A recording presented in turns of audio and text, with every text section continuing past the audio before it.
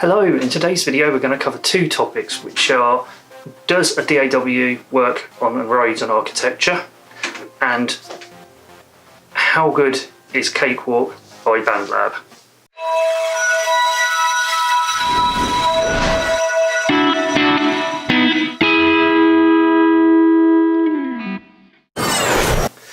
Right, so before we get into the actual DAW testing and playing around, I'm going to go through Ryzen architecture. So AMD in the last year or so has come out with something called Ryzen, which is a new processor, and for the first time in quite some time they're being super competitive with Intel. Now, Intel is still very much the go-to processor, but in the gaming world Ryzen is actually starting to grow quite a bit. Now, Ryzen processors are cheaper than their equivalent Intels, and core to core Intel beats them, but Ryzen processors often have more cores, so it's a cost benefit. Ryzen perhaps has the edge at the moment, but that's for sort of plenty of other people to argue. Up to this point I've used Intel for most of my machines, because that's what's been around and has given you the biggest bang for the buck. However, several years ago I had an AMD, I guess it was an Athlon 64 machine that I used for sequencing and DAW and things, and that worked okay. Then I moved to Intel and the processing power was just off the charts in comparison.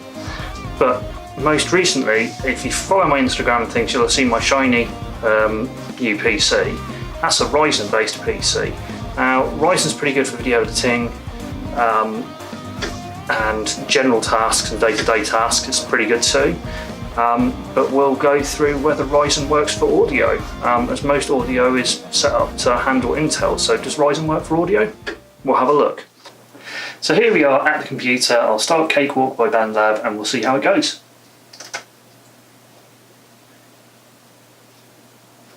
I should say at this point I've set various things up. It takes a while to set up a DAW, even the simplest ones take a little while to auto-install and find all the right VSTs, and if you've got extra VSTs it takes ages. I've created a little template thing that's got all of my bits and bobs in there, so hopefully that makes it a little bit easier to go through this. I mean, you can see my fairly basic setup. I've got MIDI keyboard, I've got an audio interface and a couple of studio monitor speakers. You'll hear the sound of the studio monitor speakers as we're playing through this, but I'll do an example at the end with the actual recorded output file so you can hear it. In fact, you're probably hearing it underneath the intro and maybe the end credits, depending on how things go. So the first thing we want to do in Cakewalk by Bandlab is we want to make sure that our audio device is set up.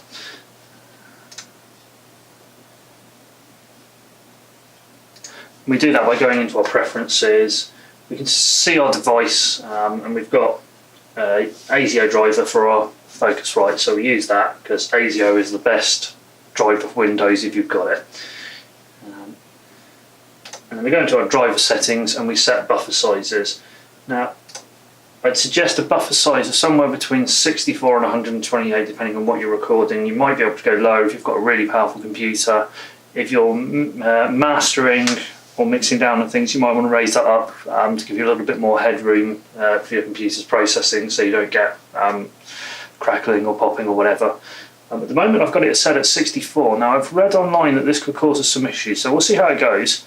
There seems to be some potential issues with Ryzen on a buffer lower than 128 blocks, probably due to the way it processes. And what I'll do is I'll add a virtual instrument in,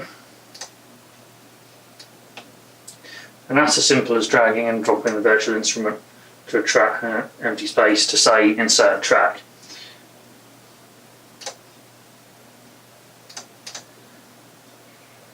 And then we just click on a button to bring it up. I like one called Mux Modular Synth because it's actually quite intensive on the processor.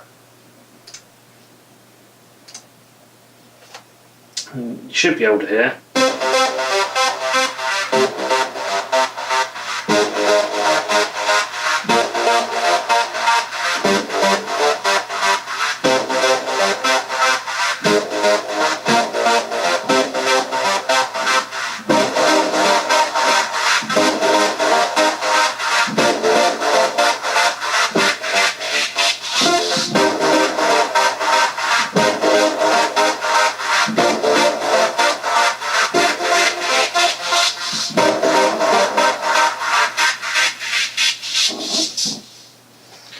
that's working fine. So what we'll do is actually record a track with that, start with that and then build up from there.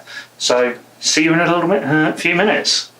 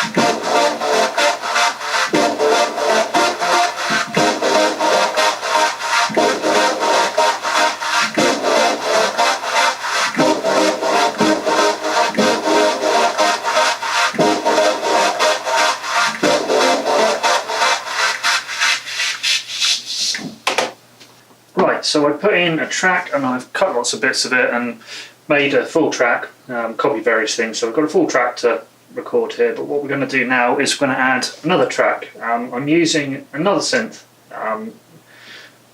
called Hybrid by Air Music. This can hold resources as well, so again this is a bit of a test, see how it all mashes together, and let's see if I can remember the song. So we start again. I think I want to bring it in at bar 17 rather than at the beginning, so away we go. And that will be an error.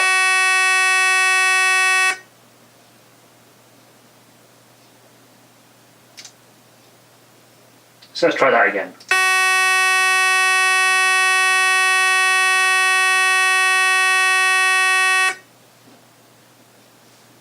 Well, that's a new one on me.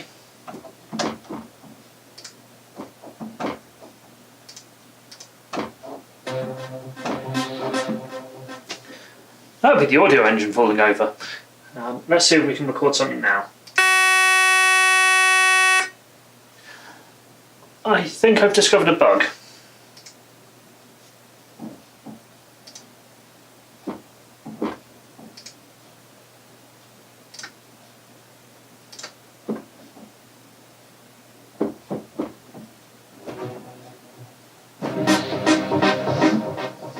See if it records from the beginning.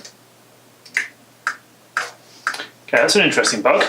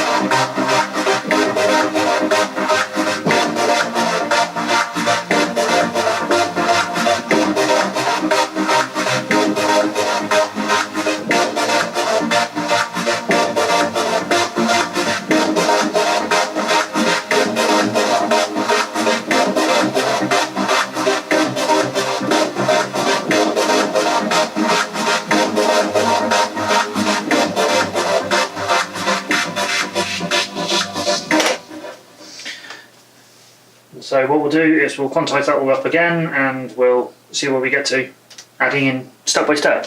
I'll see you in a bit. So in the meantime I've added in a drum beat, and and copied all those tracks.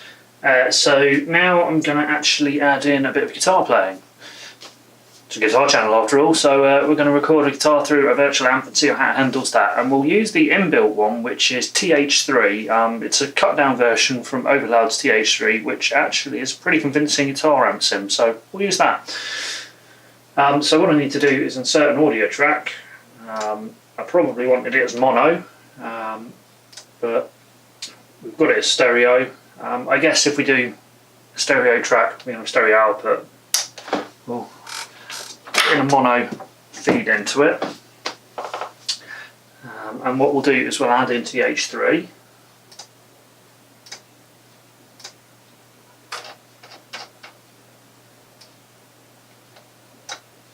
So we just drop that in the FX column there.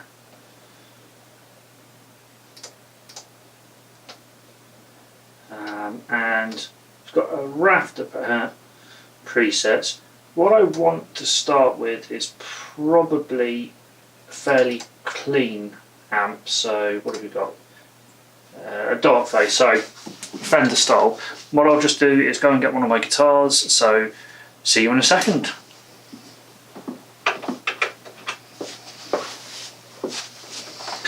So I'm plugging it straight in.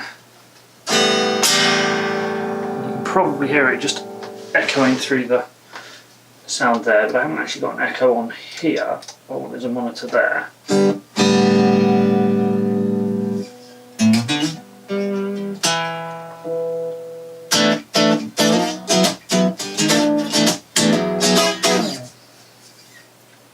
have to work out what key I'm in.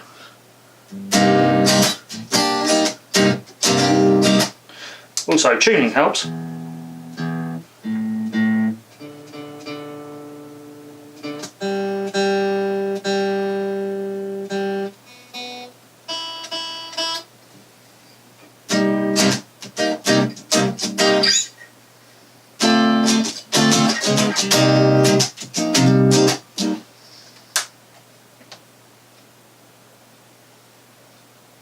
I think I'll add a little bit of delay. We'll see if we have the same recording problem now. Nope, it appears to be fixed now.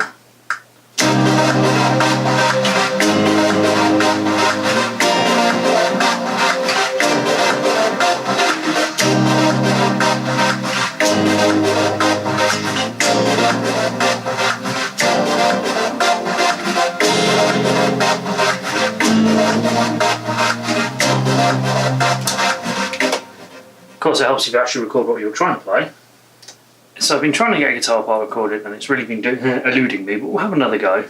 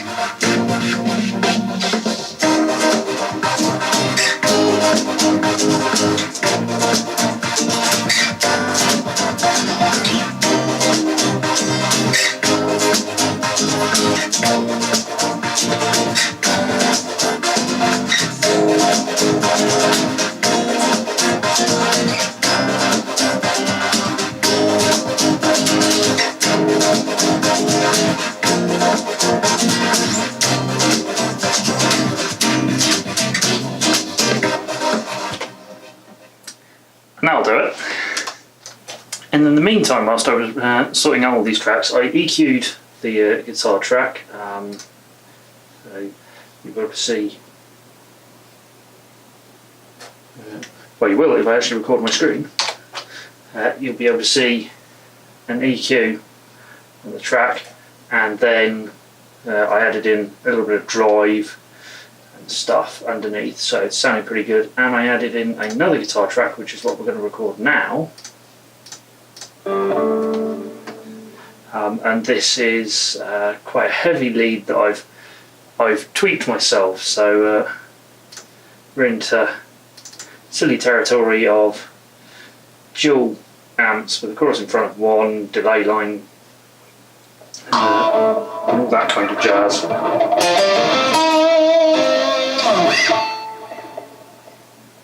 So we'll see how this works.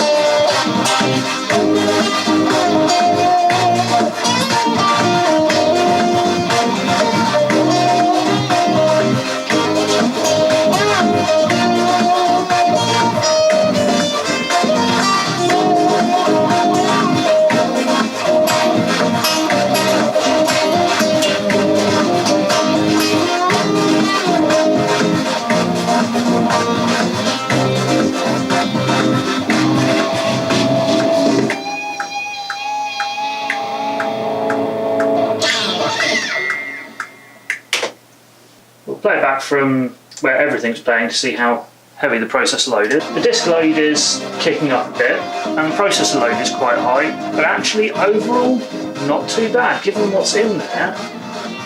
You could still probably fit quite a lot of tracks in there before I even have to start freezing tracks, which is another way of freeing up some memory.